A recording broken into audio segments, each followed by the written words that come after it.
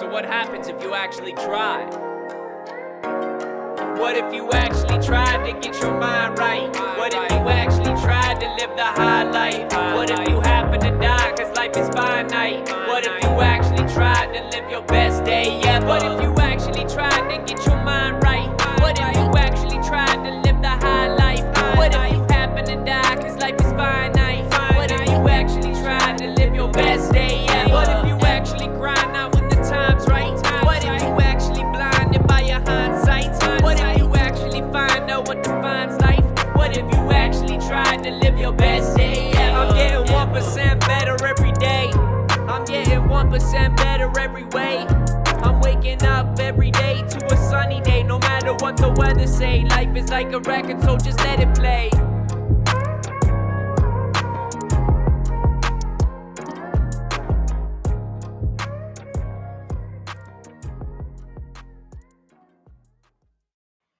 Hey guys, and welcome back to Best Day Ever. Hope you guys are having a fantastic Tuesday. I'm having the best day ever because it actually appears like I may be live on Rumble today. Literally did nothing different than yesterday, but I'm very happy that the Rumble gods appear to be smiling on me, and I think that we're actually live on Rumble. So that's just fantastic to see. If you guys can see this on YouTube, Twitter, wherever you're happening to be watching this, let me know in the comment section because it would be great to know that it's working on all the platforms. But anyways, we've got a full show today. Reminder, Adam's away this week. He's hunting moose in Northern Ontario. You know, fingers crossed for Adam that he gets a moose, I guess. Anyways, lots of stories I want to cover with you guys. We're going to hit upon some previous stories that we've discussed in previous episodes of the show. So we're going to be talking about ArriveCan, get a little bit deeper into where exactly did the government spend that $54 million that is the ArriveCan app. We're going to give you a recap on day 3 of the Emergencies Act hearings as well. I'm going to be sharing a thought piece from Rex Murphy about the Emergencies Act and the trucker freedom convoy protest. As well, I've got a couple doozies, in my opinion, in regards to WTF stories. I've got a daily content recommendation to share with you guys. And then we're going to get into the 4 big stories of the day. The first one being the looming recession here in Canada. The second story being about Canada's cannabis producers. The industry is only 4 years old, and yet they're already claiming that they need help from the government. Then we've got story number 3, which is about Boston University creating a more deadly COVID strain because obviously that's what we need in society right now is more deadly COVID strains. And then story number 4, it's going to be about a Toronto Star opinion piece that gets into it feels like almost outright misinformation at this moment in time, but we're going to cover all that and more in today's episode of Best Day Ever. And as I said, I hope you guys are having a great day. So I'm going to pull up my screen share here because I was so amped that this shit was actually working on Rumble. It appears that I kind of forgot to get my screen share ready. But here we go. Let's jump into it. The first story of the day I want to explore with you guys, revisiting the ArriveCan app discussions. Now, this is from the Globe and Mail. ArriveCan app started as $80,000 expense before growing to $54 million, breakdown reveals. A new cost breakdown reveals the ArriveCan app began as $80,000 expense at the onset of the pandemic before growing to $54 million this year over the course of more than 70 updates. And that in and of itself is pretty shocking, right? In my opinion, 70 updates to the ArriveCan app. We can see that new releases of the app actually cost us $8.8 million. We've got the Service Canada call center with $7.5 million. Now, it may be, a little too all-encompassing to frame it as the app cost us $54 million because, again, if they're running a call center around the app and stuff, this is kind of like encompassing all the expenses around it. We did cover, though, how there was a hackathon and a Canadian tech company essentially recreated the ArriveCan app, they claimed, within 2 days. So it's hard for me to not think that there's probably some bloat and waste here because, hey, this is a program that our government ran. Can you think of a single moment in time when the government was purely efficient? Because I definitely can. But further on in the article, both the company and the government have said the identities of some contractors are confidential information. I think one of my biggest questions is why? Why does that need to be confidential information? Why shouldn't we know what subcontractors were hired in regards to this, right? It seems like, I'm not saying there's a smoking gun here or anything of that nature, but it just seems to be the prevailing perspective these days in politics that we have to justify to the government why we deserve information rather than the other way around. I really do believe that the government should have to justify why they keep anything confidential and secret, and why subcontractors on the ArriveCan app would be secret. uh, It just feels like it's either just because, like, why give the plebs, us citizens, more information? Or secondly, it could be that maybe they're embarrassed by the number of foreign contractors that were involved in this versus using only Canadian entities. The Liberals persuaded the Bloc Québécois and the NDP not to immediately support the entirety of the Conservative Party's original proposal, which had called for 6 meetings and for a longer list of witnesses that would have included cabinet ministers and Canadian tech leaders who recreated clones of the ArriveCan app over Thanksgiving weekend as a way of illustrating that the federal government overspent. Now, like, why would the Bloc and NDP not want to get to the bottom of this? In my opinion, the only reason is because of partisanship, right? It's them playing politics. They'll maybe get a favor down the road from the Liberal government. At the same time, don't get me wrong, I get it. The Conservatives are just trying to score political points here. I don't imagine any investigation into this, whether it ends up being a 2 meeting event or a 6 meeting event like the Conservatives originally wanted, will actually result in any net change, because I don't think that that's the goal of the government, is to try and become more efficient. It just honestly isn't this moment in time. It's just about growing the government bureaucracy. It's just about protecting their own interests and trying to cover their own ass. But hey, we'll keep you updated on how this story evolves if we get additional details. But I really am suspicious, regardless of the type of investigation that goes on or inquiry here, that we're going to really see any real changes, right? And understand that it just feels like it's always an emergency. It literally is always an emergency, and the government's always justifying its actions. And whenever they make a mistake, well, it was because it was an emergency, so we had to act quick, right? It was better safe than sorry. All the different, idioms and analogies that we've heard over these last 2 years, at this point in time, like, I just feel immune to them. Um, Next, this didn't load. Let's see if we can get this to reload here. This is from True North. So, recap of day 3 of the Emergencies Act hearings. I think True North is doing one of the better jobs of recapping these things, particularly if you're looking for either more of a right-leaning, freedom-oriented perspective, or if you're sick and tired of seeing the Toronto Star constantly cover for the government. So, on day 3 of the Emergencies Act hearing, City of Ottawa officials testified that federal parliamentary protective service officers blocked efforts from good faith convoy leaders in moving trucks out of residential neighborhoods and onto Wellington Street. I personally think that throughout this investigation or inquiry, we're going to continuously get like small dribbles of information that's going to make the government look bad. But I don't think that we're going to find a smoking gun. But I think the sum of all these parts actually is pretty damning in regards to Justin Trudeau's decision to enact the Emergencies Act. And not to beat a dead horse at this point in time, but why couldn't he have met with them, right? And it's not like we've got government policy to never meet with protesters, because certainly in the past, government officials have met with protesters. Why was this time so different? And if they were truly always insurrectionists, as the government essentially has tried to frame it, why did they allow it to escalate this far? It honestly feels like this was all methodically chosen by the government. Like, maybe I should probably Occam's razor here and just attribute this to sheer incompetency and hubris on the government's behalf versus assuming that they've got nefarious intentions. But when you look at all the sum of the parts, all the sum of the discovery that's coming out, it honestly is difficult for me to want to treat the government in good faith around the Emergencies Act. Further on in this article, I want to highlight for you guys the most explosive evidence given by let me try this again. Kanellakos today came under questioning from Convoy lawyer Brendan Miller when asked why the deal reached by Convoy leadership in the city had fallen through. In a text exchange with Convoy lawyer Keith Wilson during the protest, Kanellakos expressed regret that the deal to move trucks out of residential areas and onto Wellington Street was being blocked by the Federal Parliamentary Protective Service and Ottawa Police Service. So I think this definitely raises a red flag, in my opinion. Like, if we were seeing compromise being made by the protesters, if they were trying to work with government officials in order to take their trucks and move them out of residential areas, why was this blocked? And it's hard for me to not have my spidey senses tingle and start to become more and more suspicious of the government and their intentions around this, right? The same reason that I'm so suspicious of Justin Trudeau the moment there was even a whiff of this protest, framing it as misogynist, racist, those with unacceptable views, and those that are anti-vaxxers, when we know that they were actually anti-vaccine mandates. And there's a big difference there. And honestly, it would just be refreshing if the government would at least own up to that. But to think that a completely unarmed group of protesters that simply had large trucks, right, transportation rigs, were trying to overthrow our government, this narrative just gets weakened day by day, in my opinion.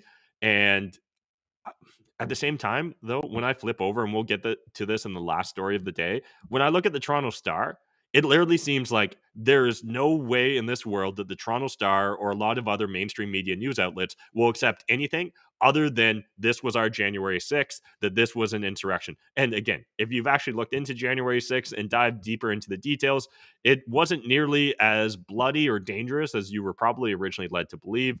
The only person that died, right, was that Ashley, what was, I forget the name of the individual, but it was one protester that was shot by a Capitol police officer. But what I do find it interesting is throughout this, the way the government witnesses and citizens have framed this, right? We talked about this yesterday, that essentially was the purge. For the love of God, have you ever actually watched the movie The Purge? I personally haven't, because it just kind of looks silly to me. But the idea that it was just pure mayhem for weeks on end in downtown Ottawa is just not true, right? We didn't see that reflected in crime statistics. Why wouldn't that be reflected in crime statistics if that was the case, if it was suddenly dangerous to walk the streets of Ottawa? Why wouldn't there be cases of individuals actually being harmed by the protesters if they were so dangerous? When asked by Democratic or Democracy Fund lawyer Rob Kittredge if any tow truck operators had been assaulted or if there had been any reports of equipment damage, Kanellakos testified that he had not received any reports of equipment damage or assaults on operations or operators. And so this is in regards to the discussion around why they couldn't get tow trucks in there to tow out the transportation trucks. Well, the biggest reason they couldn't tow out the rigs is because it seems like the tow truck operators didn't want to. And yet the government hid behind the shield, and this seems to be their go-to, is just to say, like, well, we were concerned for people's lives. Could you not have police escort with these tow trucks if it was so important to you to move these big rigs? And I think the answer is that they were talking out both sides of their mouth. They neither wanted to take it seriously, nor did they want to frame themselves as incompetent. And so we find ourselves in this really weird, like, take two steps forward, one step back, and just constant narrative evolution around this. Like, if you're afraid for the individuals that are the tow truck operators, like, what caused you to be afraid? Simply a large group of people isn't a good enough excuse, in my opinion, right? There's large groups of humans all the time in Canada, and those don't automatically devolve into violence. Also, just like a quick highlight here, if you guys aren't following Andrew Lawton and you really want to stay in the loop, I think he's one of the better Twitter follows that you could do right now in regards to staying up to date with the Emergencies Act. Although we're going to pull up Rachel Gilmore in a second, and she's probably one of the funniest follows unintentionally, in my opinion. But we'll get to that in a little bit. But really appreciate what the Democracy Fund is doing here, because we do need to push back on our government, because I do not want this to be the new precedent. That whenever someone disagrees with the government, they can just declare an emergency, they can freeze your bank accounts and enact all sorts of other laws and restrictions that they otherwise wouldn't be granted those powers if it wasn't for an emergency. And a scathing text message from Arpin to Bill Blair's chief of staff. Arpin took aim at the Fed's decision to denigrate the demonstrators at press conferences while the city is trying to negotiate with them. And so again, my biggest frustration throughout when this was all playing out in real time was, why on earth couldn't we actually have Justin Trudeau or officials from the federal government sit down and at least listen to the protesters? You can often de-escalate a lot of situations if the other side actually feels like you're heartfelt listening to them.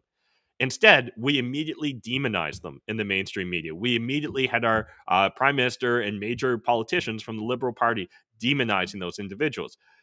If you're actually trying to de-escalate a situation, I don't know why you would immediately demonize the other side. You think that you might be willing to give them a little bit of the benefit of the doubt rather than jump to assumptions and conclusions. So here's the actual text message from Mayor Jim Watson's chief of staff. So I assume that you must understand how spectacularly ridiculous the contention is that we could be meeting with them when your level of government trots out a number of ministers to denigrate the demonstrators and let them know that dialogue is impossible with the government of Canada. In the context of a demonstration targeting the government of Canada, but somehow we should divine that we should be meeting with them to make them feel heard. That's nauseating to say the least. But thanks for sharing, frankly. So yeah, it just feels so disingenuous. I honestly think that Justin Trudeau and the Liberals decided that these were the unwashed, these were the plebs, these people are lesser than, and so they shouldn't be taken seriously. And that should never be the case in Canada. That should never be the case in a democracy.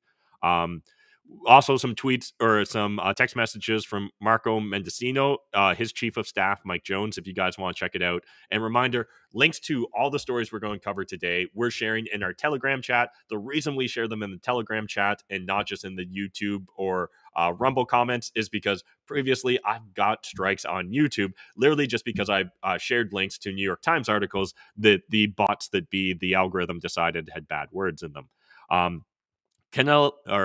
Canelicos shut down a claim from Paul Champ, the lawyer representing the Ottawa Coalition, a group of residents and businesses opposing the protesters, that fire trucks were unable to respond to an incident in the Chateau Laurier. We heard about one incident at Chateau Laurier that fire trucks couldn't get to them. You are aware of that? Champ asked. That's actually not true. Responded to audible laughter from the room. We have a contingency built in for all of our emergency operations. And that's kind of actually how you'd expect a functioning city to work, right? That they would have contingencies in place in order to be able to pivot if something comes up. So again, this is just another one of the misinformations, falsehoods, write out lies that were shared throughout the protests, right? Whether it's about the case of arson, which wasn't the case, about the anti-Semite flyers that were being handed out, those weren't actually the case either. Those were being handed out in Florida, which for those of you that aren't good at geography, it turns out Florida is nowhere near Ottawa, despite how many Canadians go down there as snowbirds every year. And it just like lie after lie after lie.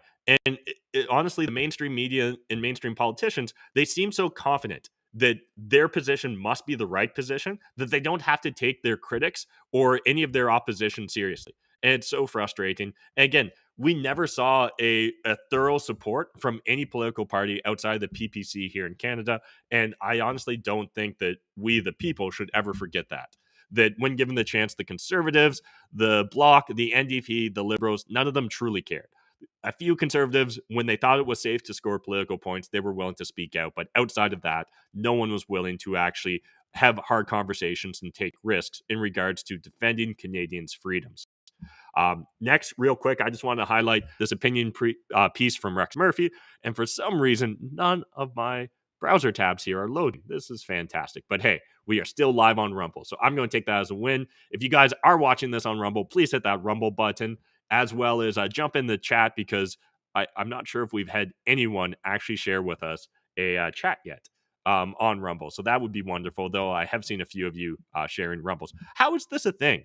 National Post or my Brave browser, get your shit together. This should not be complicated. Anyways, this was just an opinion piece from Rex Murphy taking aim at the emergencies inquiry, and I think with good reason. Now, again, some of Rex's pieces have become more and more opinion oriented versus fact oriented, and I can't blame him, honestly. I personally attribute that to just frustrations boiling over at this point in time. All right, we're moving on from the Rex Murphy, but it is linked in the Telegram chat if you guys want to check it out. Next article here from Zero Hedge, Biden and Min to announce another 15 million barrel SPR release before midterms. Now, I'm not saying that there's a grand conspiracy by global elites or the U.S. politicians to try and put us in an energy crisis. All I'm saying is, if that was the motivation of an individual, this is exactly how you should play it out. We've already seen, the story break around Biden's recent meeting with the Saudis and trying to push OPEC Plus into suppressing gas prices until after the midterm elections. Sure, that wasn't a political decision whatsoever. And now we see them release another 15 million barrels. Understand that at this moment in time, we're at a very low point in our strategic petroleum reserves, or like the U.S. is, I should say, versus the last couple decades. So this chart maybe is going to be a little bit hard to read, but it actually starts in 1992 here for those of you that are following along on video.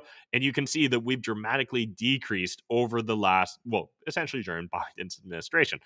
So on Sunday, White House economic advisor Jared Bernstein said Biden was still mulling over the final SPR release figures. He told Fox News the reserve is 50% full. So while we see an energy crisis playing out in real time in Europe because of the conflict in Eastern Europe with Ukraine and Russia, we've seen the Nord Stream pipeline attacked. We saw the pipeline from Russia to Turkey attempting to be sabotaged. Now it feels, at least, like our domestic government, the U.S. government, is sabotaging the SPR. So again, not saying that anything will come of this, but it's hard to not at least want to point out the fact that we're putting ourselves in a much more vulnerable position simply because of politics. There's a lot of things the government could actually do to really try and drive down the cost of oil, right? The cost of all petroleum products. They're not concerned about that. It's all about politicking at this moment in time. And we'll see how this plays out. Sadly, I don't think this is going to be the last time we talk about this. I think that this will become a major issue this winter, particularly if we see the level of pressure that I think we're going to see in Europe, whether that's the U.S. deciding to open up their reserve to try and suppress prices further, or whether that's the U.S. opening up their reserve to try and help stabilize allies like Germany, France, and the U.K. and other NATO members while they're going through an energy crisis because we've essentially, blocked off any sort of options with Russia. So yeah, we'll see how that plays out. But let's switch gears here real quick. I want to share with you a quick content recommendation. So one thing I personally struggle with is falling asleep at night. I get into bed and my mind's just constantly racing. I've kind of got addicted to this meditation app called Oak. And on Oak, I'll just play 2 hours of rainfall or waterfall or river sounds. Definitely helps me, but it also I feel like I'm almost too addicted to it. Where literally once that sound stops, I wake up. So I'll literally get 2 hours into my sleep and then wake up because my phone stopped that background noise or that white ambient noise. So I've kind of pivoted and started listening to a new podcast as I fall asleep from Clark's World. Absolutely amazing. They've got some of the best science fiction short stories available. And I recently, I forgot to pull this up here. Let me grab my notes quick. But I recently, last night, listened to a fantastic story, and it was called The Odyssey Problem by Chris Wilwich from June 29th, 22. Fantastic story. Really thought-provoking. Now, it didn't help me fall asleep because it was so thought-provoking, but if you guys enjoy fictional podcasts, definitely worth checking out. Clark's World, highly recommend them. But let's switch gears and get into a couple WTF stories. The first one I want to start off here is with Rachel Gilmore. Now, we've talked about Rachel in the past because she's often been essentially the victim of the ferryman's toll trolling, right? So we talked about culture jamming previously. You can see if you're looking, I guess it doesn't show up because I'm not logged in here, but if you saw some of the photos she's recently posted, she'll often post the fake headlines and put an X out in order to let her followers know that that's not the truth. However, what I find interesting is how partisan she is in regards to the Emergencies Act inquiry. She literally just takes the most extreme talking points that you'll hear from some of the government witnesses and citizen witnesses and try to magnify that. And I think it's honestly, if this was people being critical of the government here and supportive of the convoy, I think she would be critical of the witnesses. And that's what I find so frustrating. So the one that really stands out to me, she deleted the original tweet here, but the original tweet said Jesus, and then the rest of this was still verbatim. So children missed their chemo appointments, according to Watson. Children with cancer missing chemo because of the convoy protesters. We now know that a number of children had to miss chemo and radiation appointments. Now, there's actually a lot to unpack there. First of all, where the protesters weren't beside the general hospital where these children would go in order to have their chemo appointments, according to my understanding of how Ottawa's laid out. Secondly, if it turned out that doctors or nurses weren't able to commute to the hospital because they live downtown or something like that, I find that difficult to believe. It might have been a major inconvenience. However, one thing I do want to highlight is this same reporter for the last 2 years hasn't cared about the fact that there's been a huge decrease in cancer screenings, right? That a lot of preventative measures that we could have been taking place in our medical realm hasn't occurred because we've been so focused on the COVID hysteria. And honestly, it's just frustrating. If you guys really just want to get angry, scroll through Rachel Gilmore's Twitter feed here, because whenever I need my blood to boil, refreshing her Twitter feed definitely does the trick for me. Next, real quick, I just want to highlight this from The Hill. Jill Biden leads Eagles fight song during Sunday night game. Now, there is like a doctored video being played right now on social media that has a fuck Joe Biden chant going while this is occurring. That isn't the original audio. They're actually singing the Eagles fight song at this moment in time, but there is some booing to be heard. But what I found telling is the way The Hill decided to frame this. While some social media users said football fans at the stadium booed the First Lady when she appeared on the Jumbotron, Biden, who grew up in Willow Grove, PA, called it a special night for the Philly girl. Could you not just figure this out, The Hill? Could you not tell us whether people were booing or not? And again, let us know. Were the boos louder or quieter than the cheers? Like, I would actually just rather understand what's the actual case, because it is very easy for people to doctor the audio on these type of videos. So why not just tell us? There's no way that The Hill, with their resources, couldn't get to the bottom of this, or couldn't even just include the original video clip to give it context.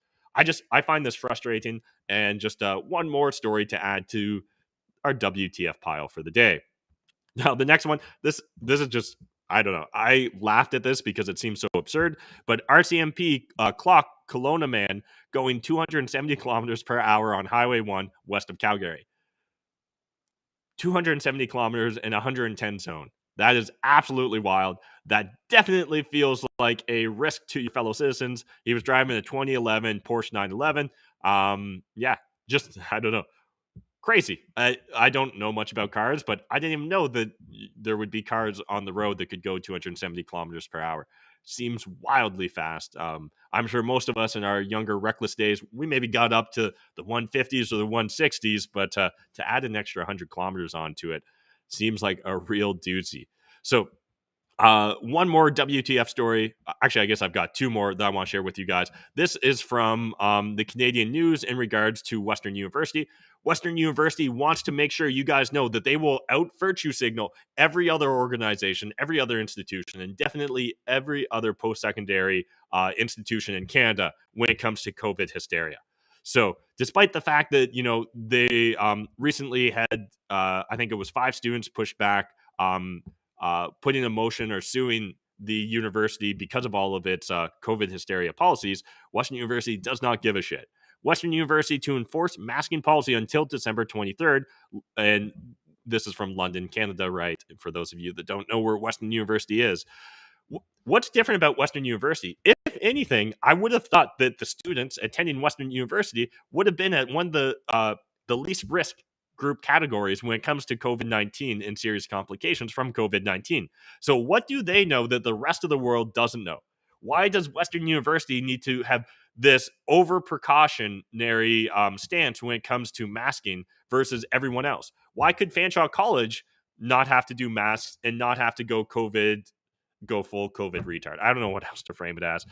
So a letter from Florence Strzelik, the university's academic provost and vice president to students and staff, says medical grade ASTM level 3 masks will still be required indoors in instructional spaces such as classrooms, labs, and seminar rooms until December 23rd. So for this entire semester. Why? Just straight up, why is that necessary? They'll say it's to protect in-person learning and ensure individuals at greater risk remain safe in class. At this point, I don't want to bring up again how there's essentially no real valid study showing that there's a significant increase in safety for asymptomatic individuals when it comes to masking. I don't want to go down the rabbit hole that we've discussed ad nauseum back in my Maple Pill days and even in a few of the BDE episode days. But like, what are we doing here, Canada? Like, I guess if I want to turn this into a white pill, this is fantastic news because it's post-secondary institutions, right? It's Western University, which wants to be an Ivy League school, right, in Canada, showing us that they're culturally and just intellectually irrelevant at this moment in time. This isn't a serious institution. This is they've either become so captured by their professor unions and staff unions at the university, or they've become so captured by woke culture and virtue signaling that they don't give a shit about facts, right? They don't actually look at cost benefits. No, they don't give a shit at all. And what should really piss you off if you're a student of Western University or alumni, you spent a shit ton of money to go to that university. They do not care about you. They don't think of you as a customer. They don't think of you as someone that they need to serve. They actually think of it as a privilege that they let you into their building and pay exorbitant amounts of money. A lot of individuals will struggle to pay back all those student loans that they get from Western University, particularly if you're going there for like underwater basket weaving.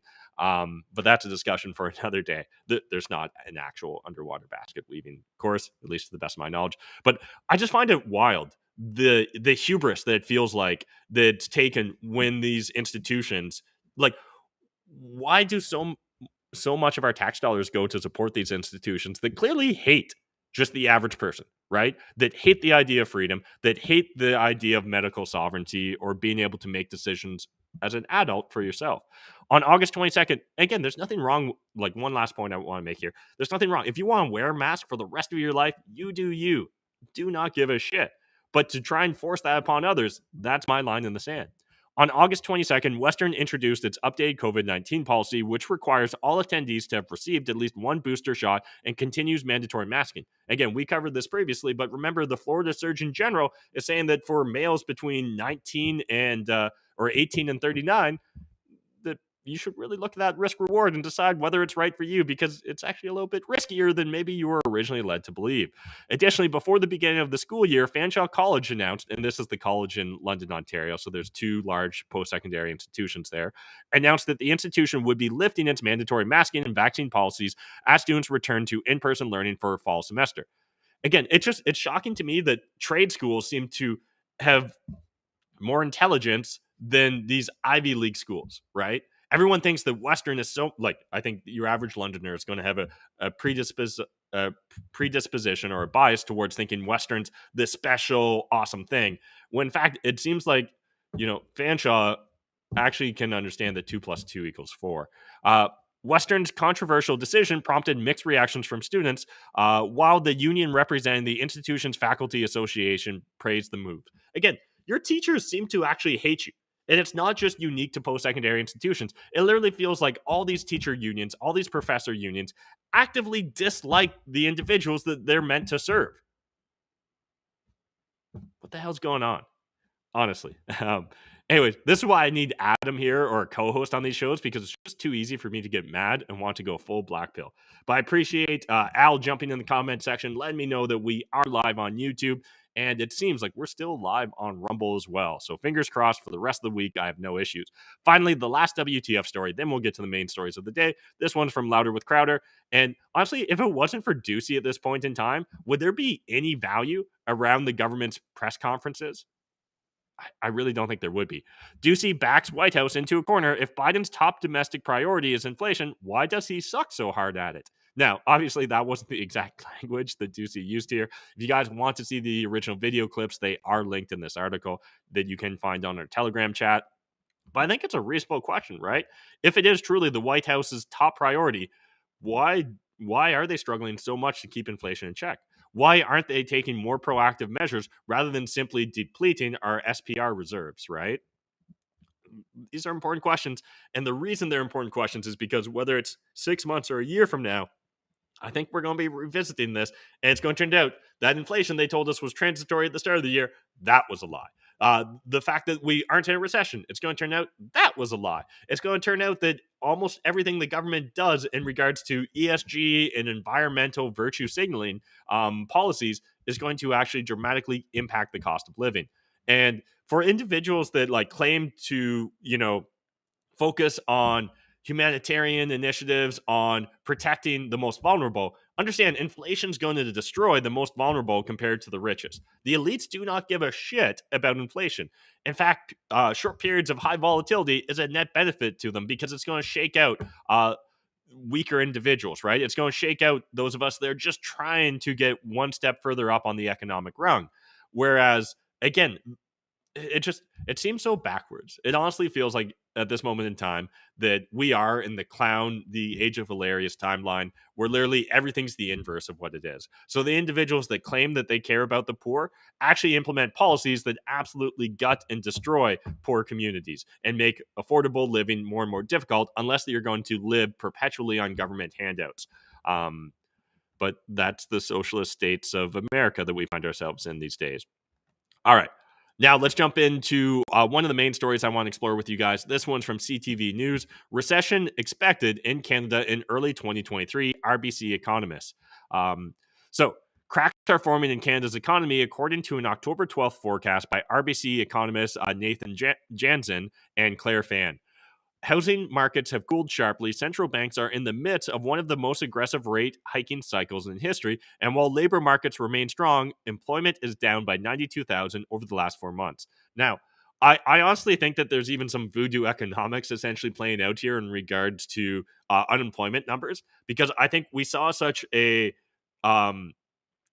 pressure throughout the last 2 years of lockdown that there was naturally going to be some pent up demand in various aspects of the economy. And so while we saw like a dead cat bounce in regards to our economy as we slowly kind of half-heartedly opened up the economy here in Canada, that was all like a mirage. And I think we're going to be coming into a hard winter and an even harder spring. And hey, it finally sounds like some of the economists are starting to agree with this. So Jansen and Fan previously predicted a moderate recession would begin in Canada in 2023. They now anticipate interest rates will rise higher to 4% in Canada and 4.5 to 4.75% in the US, which will hasten the arrival of a recession in Canada 1 quarter earlier than our previous projection. Now, there's a lot to unpack there. One thing I find interesting is this idea that the US is going to raise by 50 or 75 basis points above Canada once this rate hike is done. Because if that is the case, I think we're going to see a lot of volatility with the Canadian dollar, right? I don't think like the Canadian dollar ain't worth a lot right now, but it's about to get a lot worse, in my opinion, if we end up seeing a real gap evolve between our central bank's interest rate and the American central bank's interest rate. Aimed at fighting inflation, the Bank of Canada has been hiking its key interest rate since March after it fell to a low of 0.25% during the COVID-19 pandemic. Now sitting at 3.25%, RBC predicts Canadian rate hikes will peak in late 2022. So fueled by inflation, higher prices and interest rates are expected to trim almost $3,000 from the average household's purchasing power, according to RBC. RBC also expects the weakening economy to push the unemployment rate to 7% by the end of 2023, up from a low of 4.9% in June and July. That's higher than what RBC previously forecasted, but less severe than during earlier economic downturns. Now, again, I guess one statistic I haven't seen anyone lay out very clearly is how many individuals were essentially pushed out of the labor force over the last 2 years that will never return. And understand that those individuals, I forget, there's an actual term they use for them. But once you've been unemployed for a certain period of time, you essentially no longer are considered unemployed because they're like, well, if he really wanted a job, he would have got one by now. So we assume that, man, I wish I could remember the term, but these individuals are no longer motivated to participate in the labor economy, so they no longer should be considered in regards to unemployment numbers. Again, I think that there's a double whammy here that's going to occur. Maybe it's at the end of this year, maybe it's in 2023, maybe it takes longer than that. It's really hard to accurately predict macro trends, and that's why I do so few predictions. Severely impacted by COVID-19 restrictions, the travel and hospitality sectors are now projected to weather the anticipated recession better than other industries. Employment numbers in these sectors are still below pre-pandemic levels, RBC notes, making layoffs less likely. So again, to say that like travel and hospitality sectors are projected to weather the anticipated recession, that's kind of a misnomer in my opinion, because what you're saying is these industries were so devastated over the last 2 years that we can't really kill them anymore, right? You can only like kill something once. You can't kill it multiple times. Once it's dead, it's dead. And so to think that that's like a bullish sentiment here, you have to find the humor in this or else you'll always be blackpilled. The manufacturing sector, however, is expected to feel additional pain. Definitely agree with that. I think we're going to see continued pressure and issues with our supply chain, as we've talked about and kind of theorized in previous episodes. Now, jumping over to this article from CBC News, Understand RBC economists are not the only ones predicting financial hardships for Canadians in the future. Freeland warns of slowing economy in coming months. So, direct quote from her: "It is important as Deputy Prime Minister and Minister of Finance that I tell people the truth about what awaits us," she said in French. That's a good one. Thinking of Chrystia Freeland or Justin Trudeau telling us the truth. I mean, we need some levity here, right? So that's a funny joke there, Chrystia. Speaking to reporters after her speech on Monday, Freeland said the coming months will be a challenging economic time. "I'm not going to sugarcoat it, and I'm not going to claim that we don't have some challenges ahead," she said, adding that rising interest rates will have an impact as the Bank of Canada tries to rein in inflation. The International Monetary Fund downgraded its 2023 outlook for the world economy last week, warning next year will feel like a recession for many, thanks to central bankers' reactions around the world. What's interesting to me is just the way this is framed now. We no longer have recessions. We have things that feel like recession. Well, if it walks like a duck, quacks like a duck, why don't we just call it a duck? It seems like politicians are so concerned about covering their ass, about not getting blamed for any sort of the economic hardships that are about to befall the average citizen in the Western world, that they'd rather tell you that up is down and 2 plus 2 equals 5 versus actually talk openly and honestly. And the same is true here with Chrystia Freeland.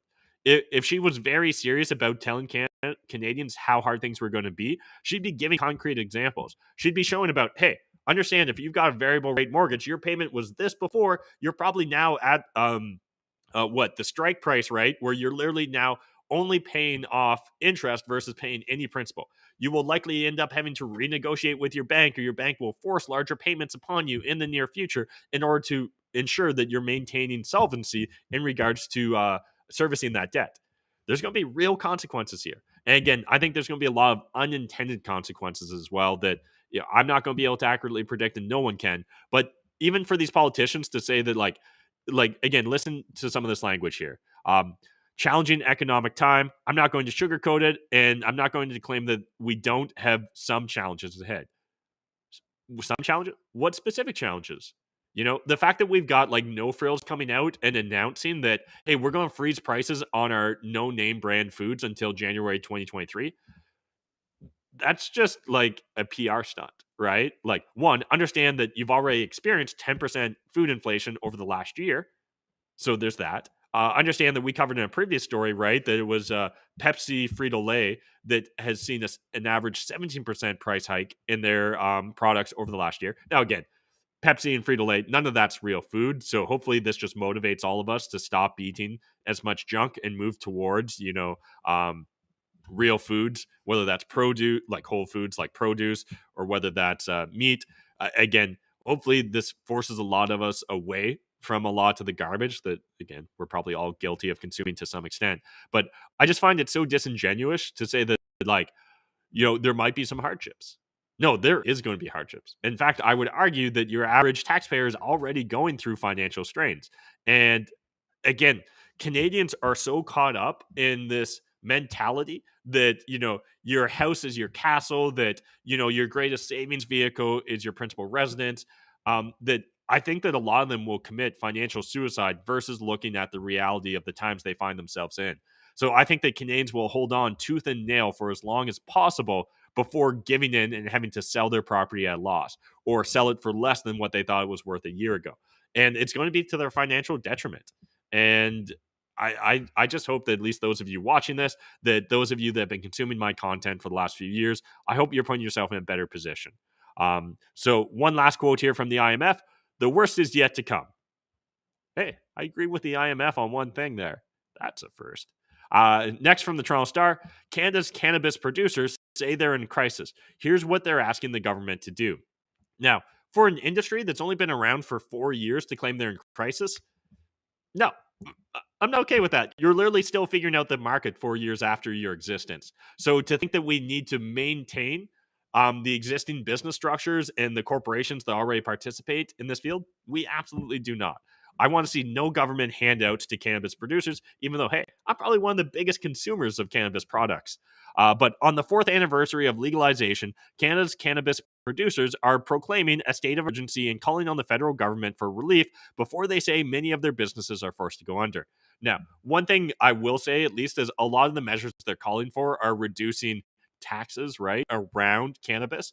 Um, that's something that at least is better than asking for like direct government handouts or subsidies. However, I think that what we're going to see is taxes are going to remain, and then the government's going to come in with some sort of subsidies for the cannabis industry, because we always love to add on layers of bureaucracy rather than ever start over from first principles thinking when it comes to regulation, right, and government policy. Sutton, who's also the founder of Stand for Craft, an organization representing 40 small and medium cannabis enterprises, micro cultivators, and independently owned and operated small businesses across Canada, said that in a March 2022 survey of those businesses, 60% didn't believe they would last another 12 months. Now, that is unfortunate. Like, don't get me wrong. I know the struggles of being a small business owner. And for the last 2 years, a lot of people have struggled as their businesses were essentially like attacked by government policy. That being said, again, this is a very new industry. You would expect high turnover, a lot of winners, but even more failures to come out as a new industry is developing, right? As we're trying to find equilibrium, as that invisible hand of the market moves. So to think that that's something shocking when we know that oftentimes, like when you look at new businesses, right? I think, and again, this stat may not be accurate, but I think it's reflective of a general principle here that like 90% of businesses go out of business in the first 5 years, right? Um, again, to say that 60% won't be around in another 12 months sound terrible and extremely drastic. But when we kind of couch it in our understandings of how other businesses succeed and fail, especially in new industries, it seems less severe, in my opinion, here. In the meantime, he said he wants Ottawa to place a moratorium on the 2.3% tax levied by Health Canada to cover its cost of the regulation of the cannabis industry. And as part of that review, he wants Ottawa to look at updating the excise tax, the tax placed on cannabis at the point of manufacture. Currently, that tax stands at $1 per gram or 10% of the sale price on dry cannabis, whichever is higher. That was premised and Smitherman on the idea that weed would sell for about $10 per gram. So, a couple things here. Just because we're actually getting weed for cheaper than $10 a gram, that doesn't really fundamentally change anything. That's just the free market pushing prices down, right? Like, that's actually a net benefit for consumers here. And yet, we're going to see the government come up, in my opinion, with some crazy ass policies and subsidies around this that's going to end up just forcing us to continue to pay lots of taxes while also subsidizing an industry. It's literally, again, like 2 steps forward, 2 steps back here. Couple more points from the article. The illicit cannabis industry has thrived in Canada for the last few years. He said this is a competitor that does not bear costs associated with lab testing or quality assurance. It can deliver within 20 minutes to any city and town across the country. Statistics Canada revealed in its national cannabis survey that 1 in 5 people in the country's provinces reported using cannabis in the past 3 months, an increase of 14% over pre-legalization. So just thought those were some interesting statistics there. In regards to the illicit cannabis industry, I also think that there's a lot of like hobbyists, right? A lot of individuals that grow a handful of plants and share it with their friends and family. And there's nothing wrong with that. Now, in regards to the illicit cannabis industry, more regulation, more subsidies are not going to solve it there. So again, the cannabis industry right now isn't calling for subsidies or government handouts, but I just feel like I've listened to this record too many times. I've seen this movie too often before. I know where this is eventually going to go. It's not going to go in a reduction in the taxes. It's going to end up with some other cockamamie government bureaucracy programs. Next, jumping over to Zero Hedge and covering like why. I guess this next article, my biggest question is just straight up why. Boston University creates COVID strain with 80% mortality in mice. Researchers at Boston University have created a new strain of COVID-19 that has an 80% kill rate in humanized mice. Well, that sounds good. I mean, we haven't really been able to make a vaccine that's effective yet, but hey, let's at least play around and see if we can't make that virus more deadly because, I mean, if we can, why shouldn't we? in an effort to research what makes Omicron so transmissible, and funded in part by grants from the NIH and Anthony Fauci's NIAID, the researchers cobbled the Omicron spike protein to the original strain of COVID-19. The resulting virus was 5 times more infectious than Omicron. The Omicron spike protein, with an unusually large number of mutations, is considered the major driver of these phenotypes. We generated chimeric recombinant SARS-CoV-2 encoding the S gene of Omicron in the backbone of an ancestral SARS-CoV-2 isolate, and compared this virus with the naturally occurring Omicron variant, reads the preprint. Now, again, for those of us that are tinfoil hat conspiracy theorists, we're old enough to remember when originally people started talking about the China virus or the Wuhan virus or COVID-19 coming from a Wuhan lab, and we were all told that we were crazy, that there was no way that could happen. These days now, it kind of, it's one of those things that just gets brushed under the rug. But I would argue if you've been keeping to date, even with the official narrative, we're now either at parity, where it's like, maybe it's a coin flip, right? 50-50 chance it came from a bat that flew like 1,000 miles to Wuhan, or that it came from like, an infectious disease research laboratory that was like, across the street from where it was originally discovered. A coin toss. And those of us that are conspiracy oriented will probably be like, I'm even willing to put it maybe above a 50% chance that occurred. Now, I'm sure that nothing bad will come from this Boston University study, because surely, for the love of God, the government's learned its lesson here, and they're going to have more thorough procedures to make sure that it doesn't get out into the wild. But I kind of feel like they should actually really have to justify why this is necessary and really lay it out for the people. Like, lay it out for me, the simpleton here that's reading the Zero Hedge article, and explain to me exactly why this was necessary, why this is different than essentially the gain of function studies that were going on in the Wuhan laboratory, and why we're doing this at Boston University. I would just kind of like to know. But anyways, I'll leave you guys to go down your own conspiracy rabbit holes if you're so inclined. And again, link to this article as well as everything else in our Discord, our Telegram chat. So next from Toronto Star, this one really grinds my gears here. I'll try and keep from just getting frothing at the mouth mad. But how did anti-vaxxers get such a stranglehold on Alberta politics? Well, big question here. Did they, first of all? So Danielle Smith, and again, we covered Danielle Smith's original statement previously in the show, but I'll rehash it here, of Alberta, Premier of Alberta, less than a day when she grabbed headlines far and wide by declaring the unvaccinated people were the most discriminated against group she had seen in her lifetime. She's 51. An appalling statement from someone who knows better. Can you lay out for me exactly why this is an appalling statement in this opinion piece? Because I won't speak for Danielle Smith. She's 51. I'm 30. How old am I? I'm 37. And I'll be honest, they seem like the most discriminated group in my lifetime, to the best of my knowledge. I don't remember a time in my living memory where individuals could literally be barred from entering establishments, or could be denied employment, or could be demonized by their prime minister simply because of a medical choice they made. Never experienced that before. I can't imagine if you were to apply this to a Canadian, right, a BIPOC person. So imagine not being allowed to go into a store because you're black. Imagine not being allowed to be employed because you're black. Like, when you start to make those analogies, you're like, yeah, maybe there is systemic racism to some degree in Canadian bureaucracy and government, but it was a lot more intense these last 2 years against the unvaccinated. Like, you literally couldn't get on a train or a plane. Your government was going to do everything to deter you from international travel. They were going to just push you out of the public service if you worked for a government employer or a government contractor. Those are extreme things. Had you asked us 5 years ago if that would have been possible in Canada, I think the vast majority of us would have said no way. Like, you would literally have to have, something more severe and deadly than every other plague that we've experienced as humanity combined together in order for the government to be such a tyrant, to enact such draconian measures. But no, it turns out just a little bit of fear mongering with a backup from the mainstream media and big pharmaceutical wanting to make, record profits and billions of dollars. That's the perfect concoction for the times we find ourselves in. So again, the fact that they just go into this opinion piece with the presumption that this statement is appalling and she should know better, like, lay it out for me. What policies in the last 50 years have occurred in Canada that were worse than the ones laid out against the unvaccinated in Canada?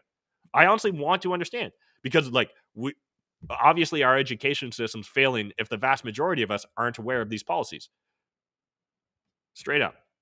Dr. Darren Markland, and this one's a doozy in and of itself, an Edmonton ICU specialist reminded her via Twitter that the unvaccinated certainly weren't discriminated against when they overwhelmed Alberta's hospitals. We treated all of them in the ICU during the Delta wave with kindness, dignity, and respect, even while some of their families called us murderers and threatened our lives. Oh my God, a doctor and nurses having to do their job. Oh my God, taxpayers who pay tons of money into our medical system actually receiving benefit from that medical system. Yeah, that obviously shows that all the other discrimination put against the unvaccinated was justified, right?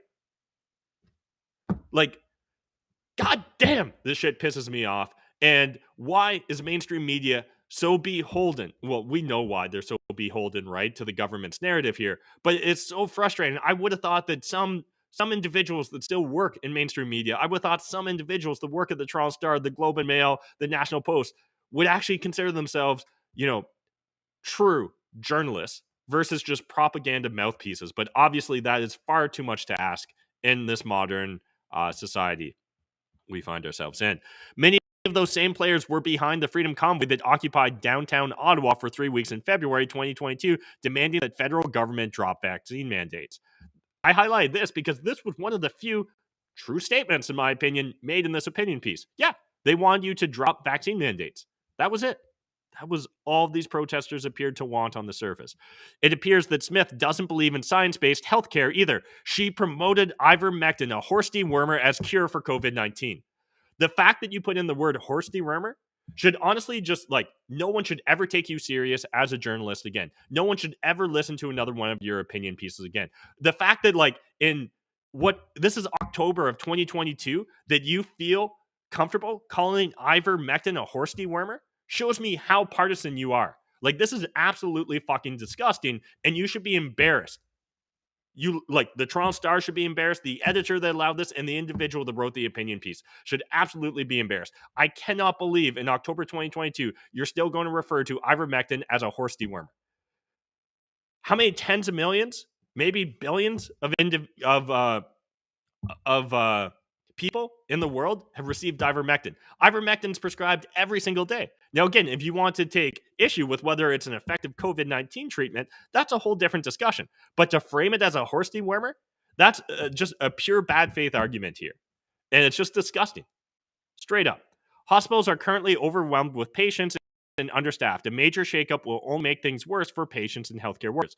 So essentially, we've got a broken system. And your argument here is we shouldn't try and fix the broken system. It's broken. You can't fix something that's broken. So are we just going to have a broken system indefinitely? Because that honestly feels like what the government, what mainstream media and individuals that like this, that wrote this opinion piece want. It boggles my mind at this moment in time that we're still having these conversations. Honestly, who wrote this again? Gillian Stewart, you should be or Gillian Stewart, Gillian or Gillian, I'm not sure. But anyways, Stewart, you should be absolutely embarrassed to write this piece. And the horse dewormer just does it for me. Like, that just puts me over the edge, completely frustrates me to no end here. But anyways, that's it for today's stories. I hope you guys enjoyed going over the last 24-hour news cycle with myself. I'd love to hear your thoughts, your opinions. If you're watching this, comment on the video below, or jump into our Telegram chat, share your thoughts and opinions on this story or other stories that maybe we didn't get around to covering in today's episode. I'd really appreciate your guys' feedback. And yeah, anyways, we're going to be moving into part 2 of today's best day ever, primarily focused on talking about the imposter syndrome. If you guys aren't familiar with imposter syndrome, it's something that honestly I think a lot of us struggle with to some degree. I know there's studies out there showing that 80% plus of people at some point in time will struggle at least to some degree with imposter syndrome. I'm definitely no exception to that. And I just want to kind of explore the idea with you, share some of my thoughts and personal best practices when it comes to dealing with imposter syndrome, because, hey, I deal with it every freaking day. But we'll get into that after we do our little intermission break here. And yeah, just appreciate you guys hanging out with me. Again, smash the like button, hit the rumble button, all that good stuff. And we'll be back in 2.5 minutes. They say life is what you make it. So what happens if you actually try? What if you actually tried to get your mind right? What if you actually tried to live the high life? What if you happen to die cause life is finite? What if you actually tried to live your best day ever? What if you actually tried to get your mind right? What if you actually tried to live the high life? What if you happen to die cause life is finite? What if you actually tried to live your best day ever? What if you actually grind out when the time's right? What if you actually blinded by your hindsight? What if you actually find out what defines life? What if you actually tried to live your best day ever? I'm getting 1% better every day. I'm getting 1% better every way. I'm waking up every day to a sunny day, no matter what the weather say. Life is like a record, so just let it play. Educate, motivate, entertain and demonstrate. Health, wealth, relationships and legacy we elevate. Every day is what you make it, so don't take it and waste it. Never too late to save it. Remember, roses grow from pavement. Let me break this down in layman's. Just wanna live outrageous, build my way to greatness. Gotta speak my truth and face it. Hear the basis lies, gotta challenge it and break it. Take a shot of truth, chase it with some motivation. The best day ever, the best day ever. We gon' squad up, have the best day together. Best day ever, best day ever. We gon' squad up, go hard in any weather. What if you actually tried to get your mind right? What if you actually tried to live the high life? What if you happen to die cause life is finite? What if you actually tried to live your best day ever? What if you actually tried to get your mind right? What if you actually tried to live the high life? What if you happen to die cause life is finite? What if you actually tried to live your best day ever? What if you actually grind out when the time's right? What if you actually blinded by your hindsight? What if you actually find out what defines life? What if you actually tried to live your best day ever? I'm getting 1% better every day. I'm getting 1% better every way. I'm waking up every day to a sunny day, no matter what the weather say. Life is like a record, so just let it play.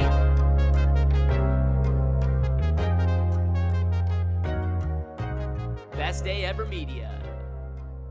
Song by Dan the Lost Boy. All right, guys, we are back. We're going to be talking everything imposter syndrome. Don't worry, I've calmed down since the last segment. That 2.5 minutes is very important for me to take some deep breaths and just, not freak out about how the Toronto Star is still publishing opinion pieces in October 2022 about how ivermectin's a horse dewormer. Okay. Let's jump over to Substack. If you guys haven't already subscribed to our Substack, I want to strongly encourage you to do so. 1, because it's completely free, and 2, because it'll give you access to all of our deep dive subject matters. So in case this is your first time around Best Day Ever, here's just a handful of the different stories we've covered in the past. So previously, we had an article out called Signal or Noise about culture jamming. It's one of the articles I'm most proud of that we've produced to date. We've got Adam's article on It's Not Your Dog, It's You, all about dog training. We had my discussion about the 4 disciplines of execution, one of my favorite all-time business books. We also had Cell Phones, Tool or Time Sink, where Adam shared with us some of the best practices around using your cell phone and how to try and limit or reduce your addiction to your cell phone. We also had Generational Theory in the Fourth Turning, where we explored this entire concept from Howe and Strauss, and just kind of got deeper into the so what of it, right? I hear a lot of people talking about the meme, hard times create strong men. I hear a lot of people referencing the Fourth Turning without really getting deeper into the so what of it and exploring some of the criticisms of it. Because again, I think it's quite fair to make some criticisms of the Fourth Turning. Then we had Adam's article from last week, the Go Bag, prepper or practical, and just sharing some best practices when it comes to being prepared for an emergency. It's always better to be a little over prepared than to have no preparation whatsoever, in my opinion. Then we've got yesterday's article, The 5 Dysfunctions of a Team, Leadership Fable. Again, one of my favorite business books, is particularly around team management. But let's get into today's article, which is all about imposter syndrome. Now, when I first discovered the concept of imposter syndrome, I honestly felt so relieved, because it just felt like it completely described me and my personal struggles with personal development, with trying to improve myself, with my constant self-doubt and self-talk. So I want to share this Tina Fey quote here. The beauty of the imposter syndrome is you will facilitate between extreme egomania and a complete feeling of, I'm a fraud. Oh God, they're on to me. I'm a fraud. So you just try to ride the egomania when it comes and enjoy it, and then slide through the idea of fraud. Imposter syndrome is something that most of us will struggle with, even if you've never heard of the term. And, if you haven't heard of the term, think about it this way. Have you ever, feared that your success has just been dumb luck? Are you afraid that if at any moment someone will find out you're not as smart as they think you are? Are you afraid people are going to realize you're a complete phony, that you've somehow just stumbled your way through life and it turns out, a blind squirrel can find the occasional nut, and that's exactly you. Because that's something I regularly struggle with. So it can be scary making big life changes. It doesn't matter if it's a new job, a career, diet, exercise regime, or moving to a new city. A lack of confidence and support are the things I believe hold most people back. And that lack of confidence can both be internal and external. So it can be a lack of confidence because, you don't have people supporting you in your life, but it can also be a lack of confidence because you're constantly self-doubting. And yeah, like my inner critic has both propelled me to at times become the best version of myself, but also at times has given me permission to not even try. And that latter factor is completely unacceptable. And that's why we need to figure out ways that we can constructively embrace imposter syndrome and try and limit the negative impacts it may have on us. Because again, it's just a fact of life, in my opinion, or at least if you're as neurotic as I am, it's a fact of life. So, whether you're trying to save for retirement or want to start a side hustle, likely most people in your social circle are going to focus on the risks or how hard it will be. If you're stepping outside your group's existing social norms, you will get significant pushback. And so, again, if you're going to do something that no one else in your social circle has done before, understand that's going to be risky and scary from their perspective. And humans being humans, we're naturally risk adverse, right? We enjoy safety. If you didn't understand that about human nature, surely the last 2 years of COVID hysteria have taught you a little bit about human nature. So, one other point I want to make here is if you're under 25 years old, it's even harder as many people will discount your commitment or your buy in to a major life change, or whether you're taking it seriously enough, whether you've really considered things through. So, how do you deal with a lack of support? How do you deal with friction to change? Well, this is something I've actually been exploring regularly on my YouTube channel for an extended period of time. So I linked a video where I kind of get deeper into imposter syndrome and my personal struggles with it. If you guys are interested, click it, watch it. It's linked there in the Substack article. But I want to highlight a few times that I really struggled with imposter syndrome because I just don't think it's talked about enough. So at 25 years old, I got major pushback from friends, family, colleagues when I kind of announced that I wanted to become a real estate investor, a landlord, because I thought it was going to be my path to financial independence and retiring early. Honestly, there was no one that was particularly supportive of that idea. I eventually would find individuals that were landlords, individuals that thought similarly to myself. And that became so empowering, surrounding myself with people that were actively doing versus people that were actively doubting. But during that age at 25, I was just constantly scared that I was making the wrong decision. And that was imposter syndrome plus the feedback I was getting externally from friends and family and colleagues. At 31 years old, when I decided to quit my corporate job working as the sole financial controller at a publicly traded pharmaceutical company to go full-time real estate investor and start dabbling with YouTube videos, man, the level of imposter syndrome I had was just insane. Like, who the hell are you, Matt McKeever, to be deciding that you don't need a day job when 99% of the world has to work a day job until they're 65 plus, then they can retire? Who are you at age 31 to be able to retire and just do whatever you want for the rest of your life? And again, there was no one else in my life that was actively doing those things. So that just made the self doubt, that just made the imposter syndrome all the more strong. There weren't a lot of individuals back then. This was in 2016, sharing their financial independence journey. There were a handful of blogs, a couple internet forums, but outside of that, there just wasn't a lot of information on it. And literally colleagues at work pulled me aside. I remember one VP in particular at the pharmaceutical company pulling me aside and saying hey Matt, look, I know you're stressed. I know you're frustrated. We were going through a series of mergers and acquisitions. It was a weird time in the economy. For those of you that remember pharmaceuticals, right? Pharma Bro had just been attacked in the mainstream media. We had Hillary Clinton putting out tweets that were considered very bearish on pharmaceutical companies and things of that nature. And I just hated the toxic work environment I found myself in at that moment in time. I decided I'd had enough. And he pulled me aside. He was like, look, for someone 31 years of age, you've climbed the corporate ladder. You're doing very well for yourself. You're making 6 figures compensation package total. You need to just take a beat. Even if you need to take a week off, right? Like take a mental health break, whatever. Don't do this. Don't ruin your career. You could have a really long lasting career here if you just worked with the individuals that were acquiring our corporation at the time. And I was just like, no, man. And I honestly, probably the most important decision of my life was quitting my day job at age 31. It was one of the hardest, if not the hardest decision I ever made. And it truly was the best decision. Like, I can't imagine my life over the last 6 years had I gone down a different path. Um, and yet, in order to go down that path, I really did have to overcome significant imposter syndrome, significant self-doubt.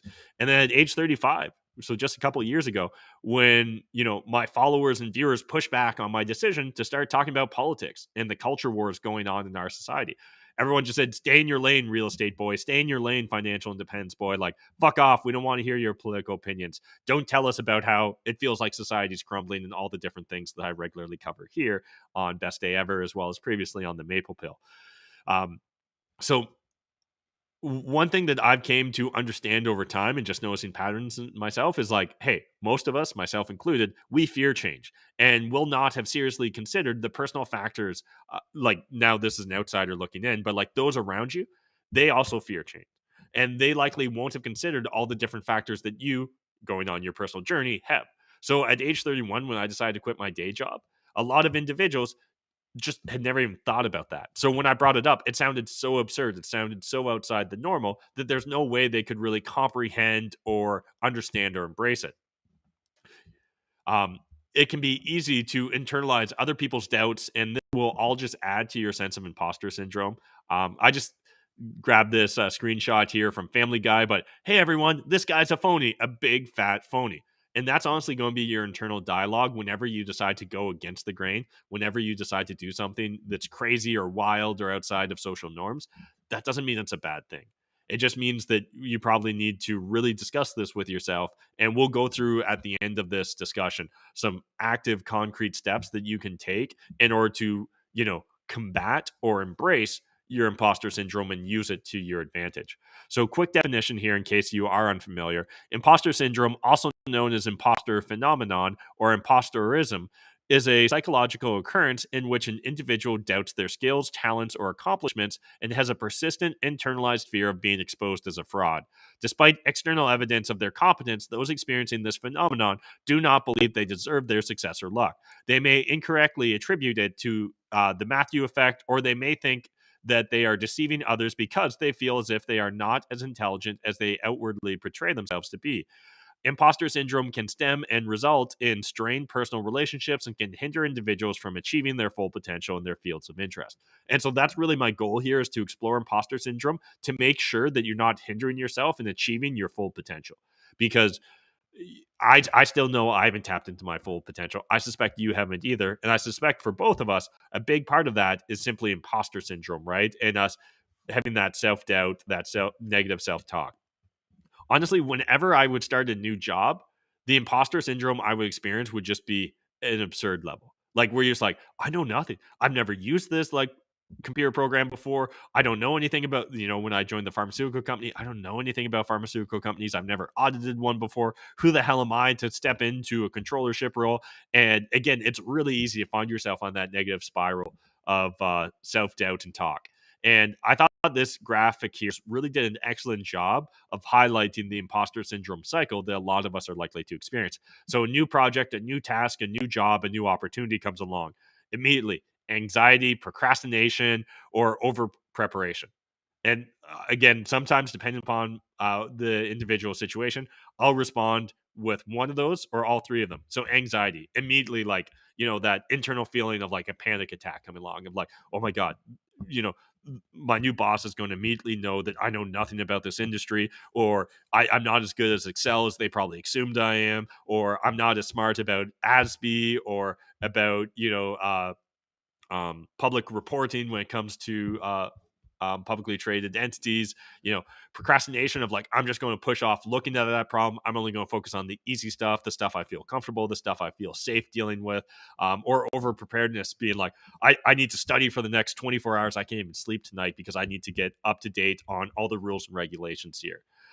Then what ends up happening is project completion, a brief relief, and a sense of accomplishment. So maybe you somehow stumble your way through and you're able to put together the project. Maybe you stumble your way through the first week, the first month, the first year of the job. And you're like, okay, somehow I sort of made it through this. But then you start to rationalize the fact that you were able to complete it.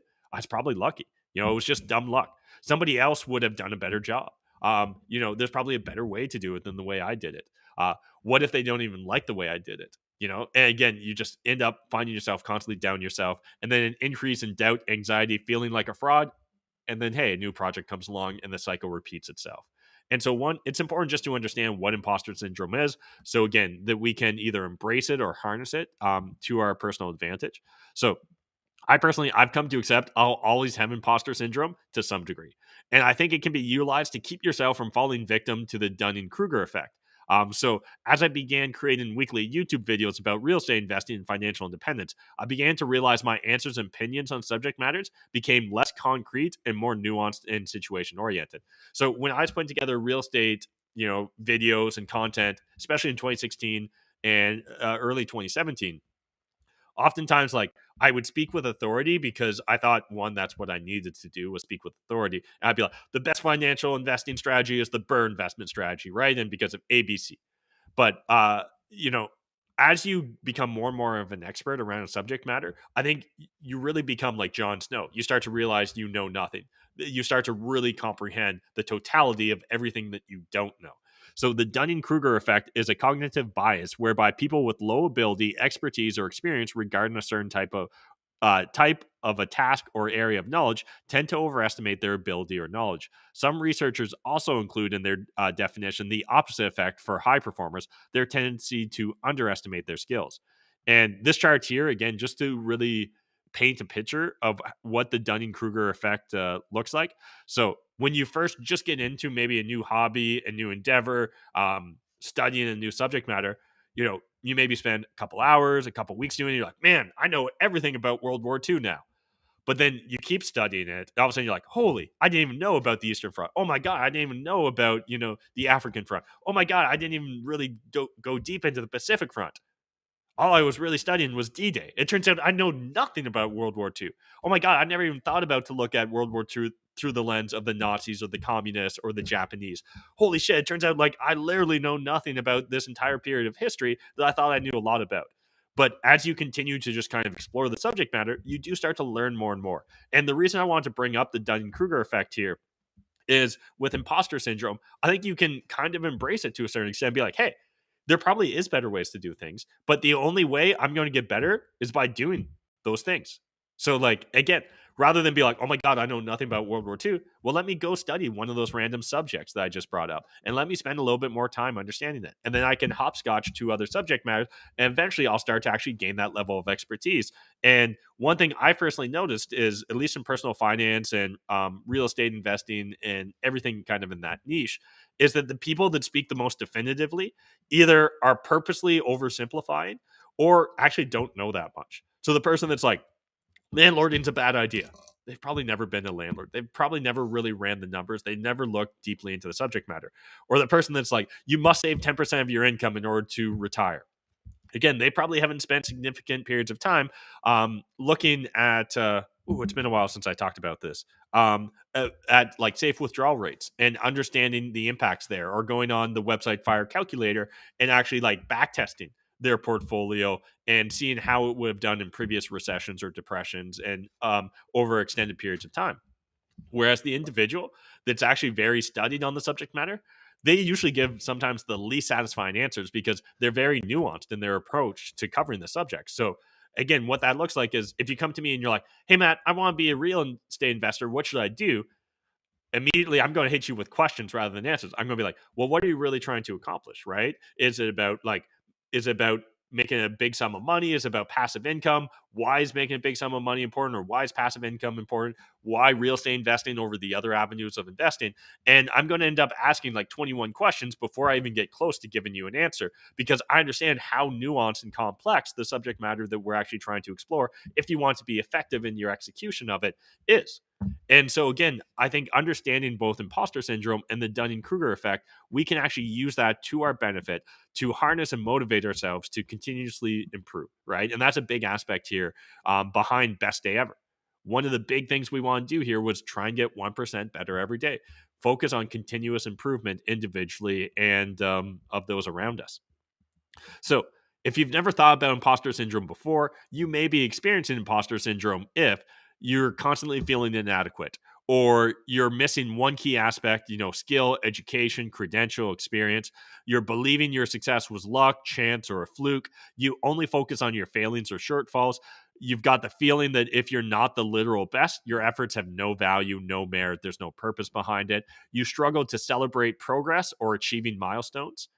Constructive criticism hurts. So again, you can't take constructive criticism. It cuts just as deep as unconstructive criticism. You worry about others only recognizing your shortfalls, and you're unable to receive compliments. So again, I suspect that 99.9% of people that just heard that list of indicators of imposter syndrome, you've probably experienced that to some degree at some point in your life.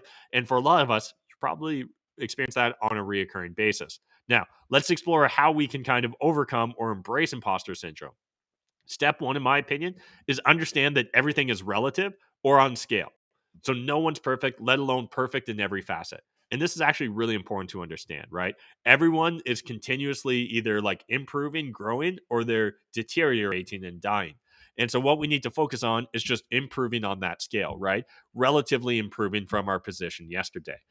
Focus on facts. So don't let your feelings hijack you, right? Data, not drama. So don't let your feelings hijack your progress. Conduct a personal SWOT. So what are my honest strengths, weaknesses, my opportunities, and threats in this endeavor, in this, subject matter, whatever the case is that you're exploring? Understand you're not alone. The majority of people struggle with some degree of imposter syndrome. So find someone, ideally in your field, that you can have open and honest conversations with. Again, if you start surrounding yourself with others that are actively doing, those that are actively committed to the process, the journey of continuously improving, it becomes so much easier for you to look honestly and reflect back, as well as use them as a sounding board, as well as use them as a third party, a critical independent thinker in regards to where your headspace is at.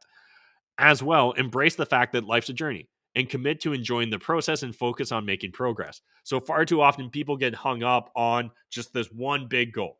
And what's frustrating about the one big goal is you've either achieved it or you haven't. And a lot of people choose to look at it in that binary fashion rather than trying to set up smaller milestones and make progress daily or weekly towards hitting those milestones.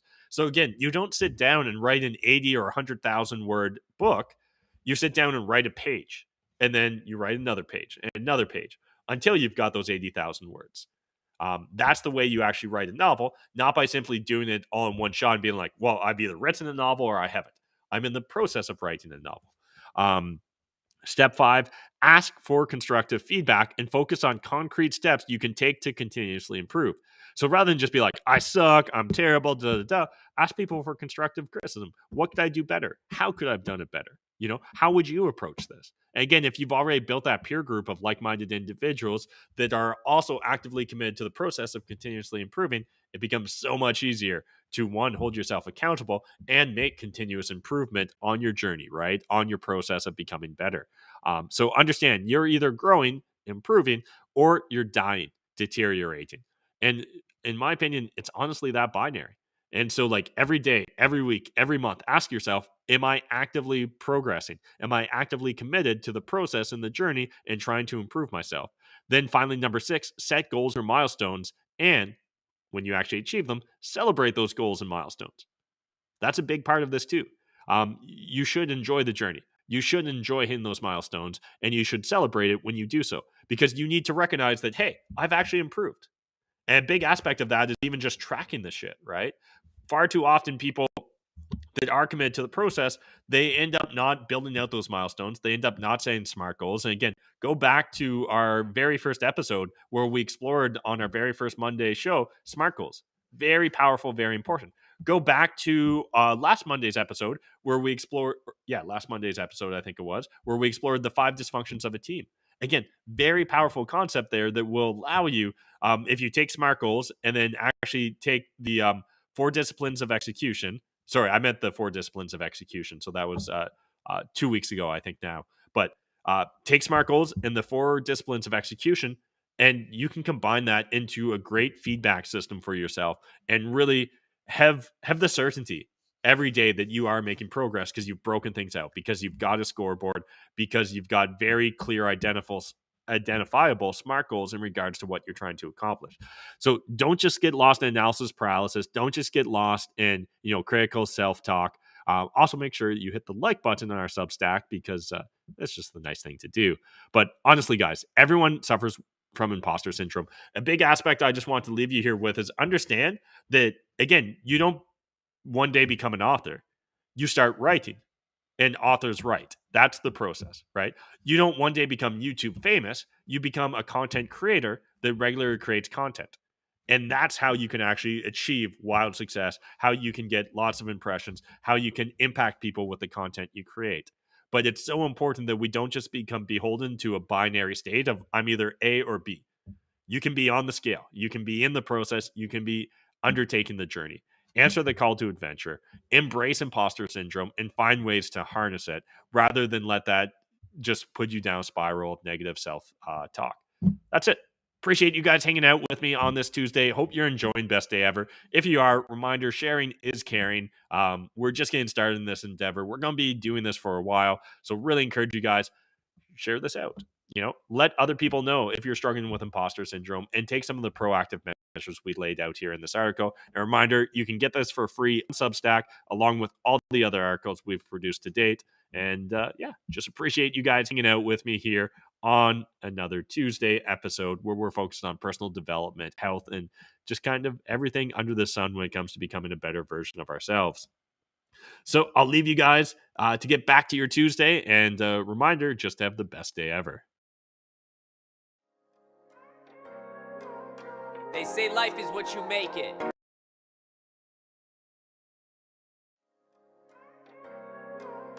They say life is what you make it. So what happens if you actually try? What if you actually tried to get your mind right? What if you actually tried to live the high life? What if you happen to die cause life is finite? What if you actually tried to live your best